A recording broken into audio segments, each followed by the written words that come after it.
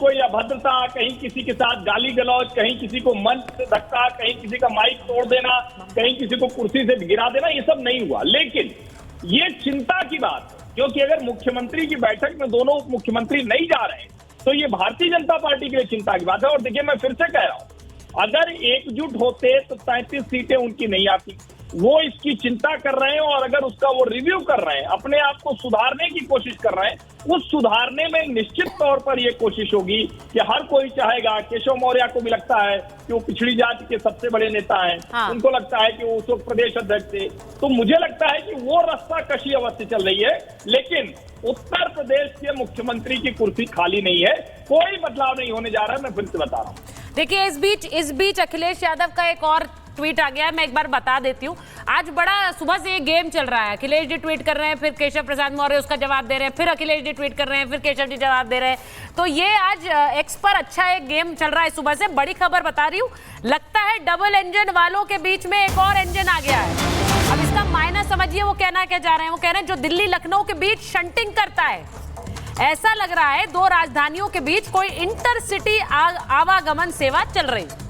Intercity आवागमन सेवा चल रही है दिल्ली और लखनऊ के बीच। ये अखिलेश जी ने थोड़ी देर पहले पोस्ट डाला है एक्स पर। अब बड़ा इंटरेस्टिंग है, वो इस पर तंज पे तंज कसे जा रहे हैं। उन्होंने एक और पोस्ट डाल दी है। अब मैं तो ये पूछूंगी एक बार, क्योंकि संजय जी आपके पास आ रही हूँ, 1 मिनट बस इस पर भाटी जी का रिएक्शन ले लूं। भाटी जी, ये जो इंटरसिटी सेवा की वो बात कर रहे हैं, केशव प्रसाद मौर्य ने कहा इतना ध्यान आप समाजवादी पार्टी पे दे देते तो पार्टी को और बेहतरी हो जाती, सारा ध्यान आपका बीजेपी पर ही फोकस है।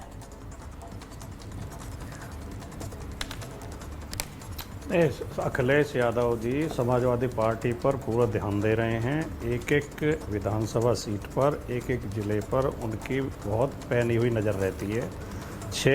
उत्तर प्रदेश की समस्याओं पर, उत्तर प्रदेश के मुद्दों पर वो लगातार नज़र रखते हैं, उन पर बोलते हैं, उन पर रिएक्ट करते हैं, तभी तो उत्तर प्रदेश में समाजवादी पार्टी मजबूत हो रही है। दूसरी बात, अखिलेश यादव जी बहुत ही उदार हृदय और मिलनसार नेता हैं। वो कभी गठबंधन, जैसे गठबंधन का आपने जिक्र किया था, फिर आप मुझसे सवाल पूछ रही थी, फिर आप उधर हर्षवर्धन जी की तरफ चली गई। अखिलेश यादव जी का चरित्र में ये शामिल ही नहीं है। वो किसी के साथ धोखा नहीं करते, वो अपना नुकसान उठा लेते हैं। 19 में बहुजन समाज पार्टी के साथ समझौता किया तो बहुजन समाज पार्टी ने जो जो सीटें मांगी उन्हें दे दी। इस बार कांग्रेस के साथ हमारा बिल्कुल मन से समझौता है। अखिलेश यादव, अब ये जो 10 सीटों पर उपचुनाव होना है, इनमें से 5 सीटें समाजवादी पार्टी के विधायकों ने खाली की हैं, 3 सीटें बीजेपी ने खाली की हैं और 1 सीट राष्ट्रीय लोकदल ने और 1 सीट निषाद पार्टी ने। तो जो 5 हमारी हैं उनमें तो कोई लड़ाई नहीं है, उनमें तो भारतीय जनता पार्टी कहीं दूर दूर तक मुकाबले में नहीं है। वो 5 तो हम एक तरफा जीतेंगे। इनकी जो 5 है लड़ाई, तो उसमें लड़नी है हमें, और हमें उम्मीद है उनमें से 3 या 4 सीटें हम जीतेंगे। भारतीय जनता पार्टी 1 या 2 सीट तक सीमित रह जाएगी और इस उपचुनाव के बाद परिस्थितियां और बदलेंगी।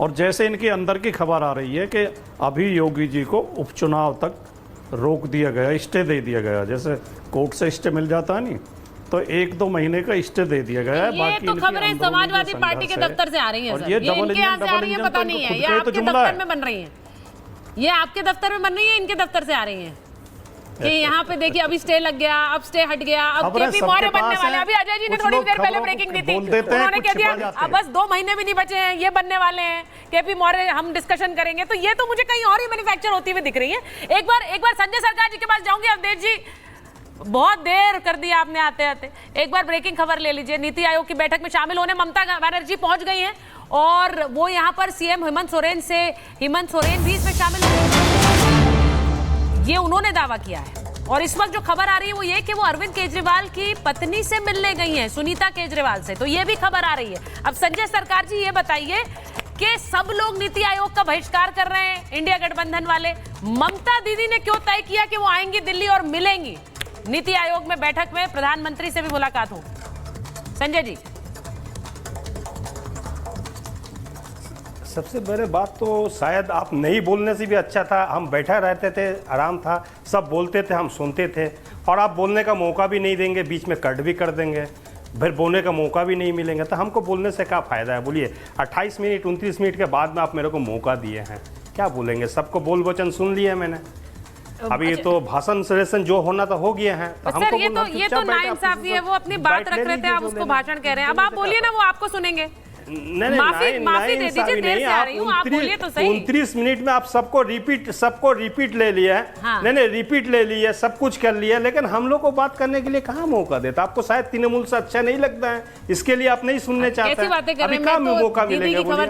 चलिए शुरू करते ही हैं। पहले तो श्रावण का बाकी लोगों ने तो बहिष्कार कर दिया मीटिंग का। पहले तो ये बोलिए ना, पहले तो श्रावण का महीना है। दूसरा नंबर महाभारत है, लड़ाई कुरुक्षेत्र का करा रहे हैं आप यहाँ पर। मेरे को एक छोटा बचपन के कहानी याद आ गया था। पति पत्नी कोई मंदिर के सामने जाके झगड़ा कर रहे हैं, तो पत्नी पति को बोल रहे हैं, अगर तुमको हार पहनाने से अच्छा वो बंदर को हार पहना दो। बंदर वो अच्छा था, बंदर ऊपर पेड़ के ऊपर बैठा था, बंदर देख रहा हमको भी शायद मौका मिलेंगे। यूपी का स्थिति आज के तारीख में हुई है। रह गया ये जो एक देश के प्रधानमंत्री हो, जो आपको मतलब जो प्लानिंग कमीशन जो नीति आयोग है, वहां पर मीटिंग के लिए क्यों आने पड़ता है? बंगाल का जीएसटी का 1,20,000 करोड़ रुपया जो लेके यहां से उस करके लिए, उसको पैसा नहीं दे रहे। आवास योजना का पैसा नहीं दे रहा, 100 दिन का नरेगा का जो पैसा उसको नहीं दे रहा। बोलने का मौका चाहिए ना। हर विरोध तो हर जगह नहीं होता, विरोध करने के जगह में होता है कि नहीं? आप बताइए, होता है कि नहीं? रह गया है सबसे बड़ा बात है आज के तारीख में हिंदुस्तानी वर्ल्ड का नेता है ममता बनर्जी, ये कोई दो राय नहीं। बोलिए। इसीलिए मैंने कहा आपने महाभारत में आते ही पहले विरोध किया, फिर बात रखी। आप नहीं बात रखेंगे, हम बात आप 29 मिनट में आपको लास्ट बेंच की स्टूडेंट बनाएंगे। इसके मतलब हम पढ़ाई लिखाई में अच्छे नहीं है, इसके लिए हमको लास्ट बेंच लाइफ में हमेशा लास्ट बेंचर्स ही काम आते हैं। रहने वाले इंसान तो है नहीं है। नहीं ममता जी की बात करिए ना। ममता जी यानी कि उन सारे मुद्दों को उठाने के लिए आई हैं जो पश्चिम बंगाल को नहीं मिला है, आप ये कह रहे हैं? क्योंकि ये सवाल पूछ रहे हैं कि इंडिया गठबंधन के नेताओं ने, सीएम्स ने बहिष्कार किया, सिर्फ ममता बनर्जी अकेले आई क्योंकि वो अपने फैसले अलग लेती हैं, उनका कोई मतलब नहीं अलायंस है। नहीं बंगाल का जिस तरफ से डिप्राइट कर रहे हैं हर बातों में आज के तारीख में एक बैसाखी सरकार है, क्रैच लेके चलने वाला सरकार। वो सरकार आज के तारीख में किसको खोज कर रहे हैं बजट में? यूपी और बिहार और आंध्र को, एपी मैंने एपी हो गया, मतलब ये उसको आज के तारीख में आज एबी हो गया, एबी उसको आज के तारीख में मदद कर रहा है। आज उनको मदद के बिना सरकार नहीं चल सकता है। और बंगाल का जो बजट क्या, ना रेल के बजट के बारे में कुछ बोला है, ना यहाँ का रोजगार के बारे में कुछ बोला है, ना यहाँ का जीएसटी का पैसा जो उठा के लेके उसको